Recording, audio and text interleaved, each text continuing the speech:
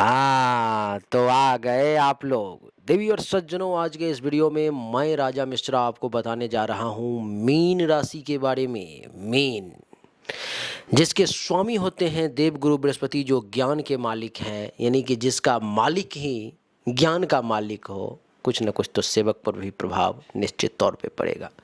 तो मीन राशि के जितने भी जातक हैं वो काफ़ी ज्ञानी, काफ़ी बुद्धिमान होते हैं, इसमें कहीं से कोई दो राय की बात नहीं है। बहुत ही गुरु तत्व उनके अंदर होता है, बहुत बड़ा विचार होता है उनका, बहुत उच्च क्वालिटी की सोच होती है।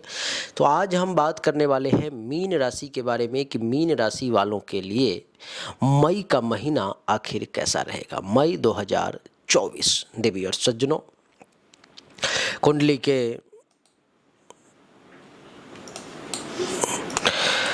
किस भाव में कौन से ग्रह बैठे हुए हैं, पहले उसको जरा समझ लें। मीन राशि वालों के लिए कुंडली के प्रथम भाव में मंगल, राहु, बुध देवता विराजमान हैं। दूसरे में शुक्र, सूर्य, बुध हैं। तीसरे में गुरु, सूर्य, शुक्र हैं। चौथे, पंचम, छठे में कोई नहीं। सप्तम में केतु है। अष्टम, नवम, दसम, एकादश में कोई नहीं। द्वादश में शनि देवता विराजमान है।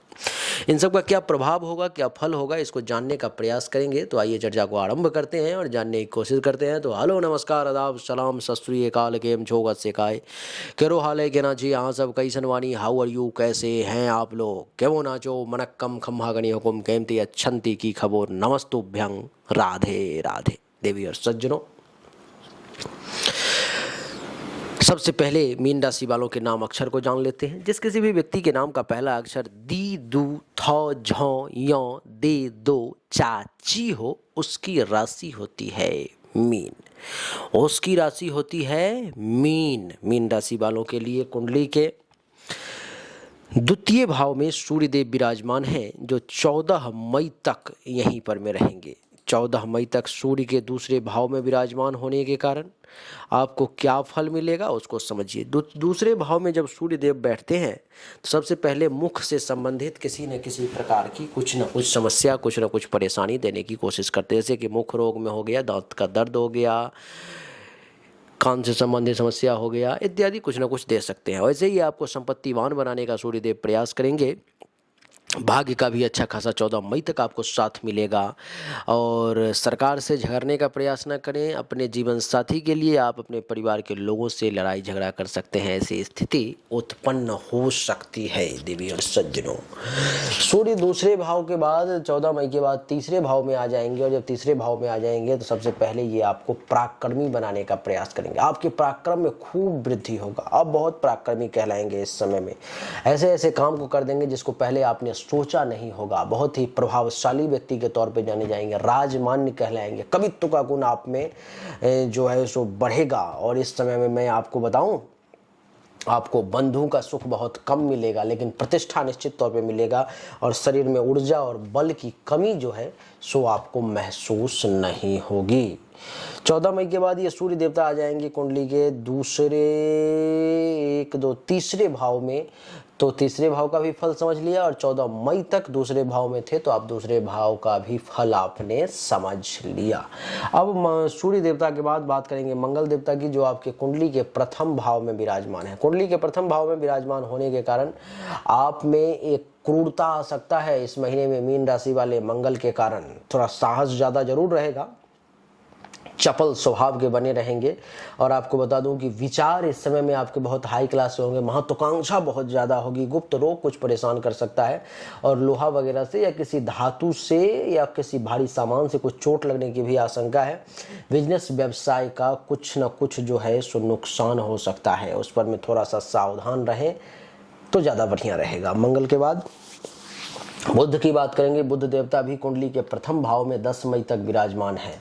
और कुंडली के प्रथम भाव में 10 मई तक विराजमान होने के कारण अगर जीवन पर में किसी प्रकार का संकट आने वाला है, जिसमें कि जिंदगी समाप्त होने की बात है, तो वो संकट इस समय में दूर हो जाएगा। बुध देवता उस संकट को हरण कर लेंगे। आपकी आस्था बनी रहेगी। एक अच्छे गणितज्ञ के तौर पर में आप जाने जाएंगे। आप इस समय में हास्य विनोद बहुत अच्छे तरीके से करेंगे। उदार प्रकृति रहेगी। जो वैद्य का काम करते हैं उनका काम बड़ा कमाल का चलेगा। विद्वान व्यक्ति के तौर पर जाने जाएंगे। स्त्रियों के प्रिय बने रहेंगे। मिष्टान भोज ज़्यादा पसंद होगा और खर्चा थोड़ा सा कम करेंगे। बुध देवता 10 मई के बाद कुंडली के दूसरे भाव में चले जाएंगे, और जब दूसरे भाव में चले जाएंगे तो ये आपको एक अच्छा वक्ता बना देंगे, चेहरा सुंदर दिखेगा, सुखी कहलाएंगे, गुणवान कहलाएंगे, मीठा अच्छा लगेगा। जो लोग एजेंट का काम करते हैं, वकालत का काम करते हैं, 10 मई के बाद उनका काम धंधा बढ़िया चलेगा। मितव्ययी कहलाएंगे, संग्रही कहलाएंगे, अच्छे अच्छे काम करने वाले और साहसी कहलाएंगे। खूब जो है सो साहस का काम करेंगे। तो बड़ा बढ़िया समय बुध के कारण है। बुध के बाद देवगुरु बृहस्पति की बात करें, देवगुरु बृहस्पति कुंडली के तीसरे भाव में विराजमान है देवी और सज्जनों, और कुंडली के तीसरे भाव में देवगुरु बृहस्पति के विराजमान होने के कारण जो है इस समय में आप जितेंद्रिय कहलाएंगे, यानी कि आपको अपने इंद्रियों पर में जीत हासिल होगी, आप उसको आप बस में कर लेंगे। मंदाग्नि रहेगी इस समय में, अग्नि मंद रहेगी। शास्त्रज्ञ कहलाएंगे, लेखक वर्ग के जितने भी लोग हैं उनके लिए इस समय बहुत बढ़िया रहेगा। कहीं बाहर जाने का मन भी हो सकता है, योग वगैरह खूब करेंगे, आस्था भगवान पे बनी रहेगी। ऐश्वर्यवान कहलाएंगे, काम वासना की पूर्ति होगी, स्त्रियों के प्रिय बने रहेंगे, बिजनेस व्यवसाय अच्छा करेंगे, विदेश से भी कुछ धन का लाभ मिलेगा। पर्यटनशील कहलाएंगे और वाहन का भी सुख आपको खूब मिलेगा। गुरु के बाद शुक्र की बात करेंगे। शुक्र देवता कुंडली के दूसरे भाव में विराजमान हैं, जो कि 19 मई तक रहेंगे। देवी और सज्जनों, शुक्र के दूसरे भाव में 19 मई तक विराजमान होने के कारण सबसे पहले ये आपको धनवान बनाने का प्रयास करेंगे कि भाई कैसे भी करके आपके पास में मोटा पैसा आ जाए, आपके यश में खूब वृद्धि होगी। ये भी मीठा खिलाने पर में आपको विवश करेंगे, खाने पर विवश करेंगे, लोकप्रिय कहलाएंगे, एक अच्छा जाहुरी के तौर पे आप जाने जा सकते हैं। आपके सुख में वृद्धि होगी, समय को जानने वाले कहलाएंगे, कुटुंब का सुख मिलेगा, एक अच्छे कवि के तौर पर में दीर्घजीवी, साहसी एवं भाग्यवान इस समय में बनने का कहलाने का समय है आपका। आपकी जानकारी के लिए बता दूं कि शुक्र देवता 19 मई के बाद कुंडली के तीसरे भाव में चले जाएंगे। वहां पर जाने के कारण ये आपको सुखी बनाएंगे, धनी बनाएंगे, थोड़े से कंजूस भी बना सकते हैं, थोड़े से आलसी भी बना सकते हैं, एक अच्छे चित्रकार के तौर पे आप जाने जा सकते हैं। पराक्रमी बनाएंगे, आप में विद्वता की कमी नहीं रहेगी, इसमें में खूब विद्वान व्यक्ति के तौर पे जाने जाएंगे, और भाग्य का भी खूब जो है आपको साथ मिलता हुआ नजर आ रहा है, क्योंकि शुक्र देवता 19 मई के बाद तीसरे भाव में जा रहे हैं। उसके बाद शनि की अगर बात करें तो शनि देव जो हैं आपके कुंडली के 12वें भाव में आ जाएंगे और पूरे महीने 12वें ही भाव में रहेंगे, जिसके कारण से थोड़ा सा जो है आपको उन्माद का रोग परेशान कर सकता है, व्यर्थ का खर्च आप ज्यादा कर सकते हैं, व्यसन आपके अंदर आ सकता है, कुछ दुष्ट व्यक्ति के संगत में आप आ सकते हैं, भाषा आपकी थोड़ी सी गलत हो सकती है, अविश्वासी आप बन सकते हैं, माताजी को कुछ कष्ट हो सकता है, और आलस से आपको ज्यादा घेरने का प्रयास कर सकता है। शनि के बाद राहु केतु की अगर बात करें तो राहु आपके कुंडली के प्रथम भाव में ही विराजमान है। प्रथम भाव में जब राहु आता है तो व्यक्ति के अंदर कुछ न कुछ दुष्टता दे देता है, मस्तक से संबंधित परेशानी दे देता है, स्वार्थी बना देता है, बड़े बड़े लोगों से द्वेष करवाने लगता है, नीच कर्म करने पर विवश कर देता है, मनस्वी जरूर बनाता है लेकिन दुर्बल रहता है वो व्यक्ति, काम वासना उसको ज्यादा परेशान करती है और संतान का सुख थोड़ा सा कम प्राप्त होता है।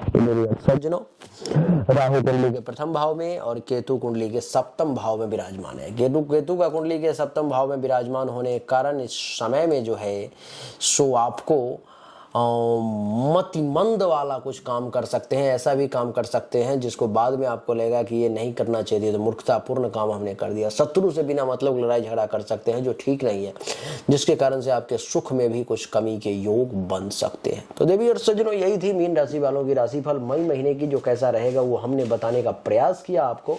उम्मीद करता हूँ कि आपको हमारा ये छोटा सा वीडियो निश्चित तौर पर पसंद आया होगा, अच्छा लगा होगा। अगर आप मुझसे कॉन्टैक्ट करके अपने बारे में पर्सनली कुछ जानना चाहते हैं, सामने व्हाट्सएप नंबर है 7062757996। इस नंबर पर मैं अपनी जन्म तारीख, जन्म समय, जन्म स्थान दोनों हाथ की हथेली का फोटो अवश्य भेजिए, आपको सही और एक्यूरेट जानकारी मिलेगी। बोलिए राधे राधे।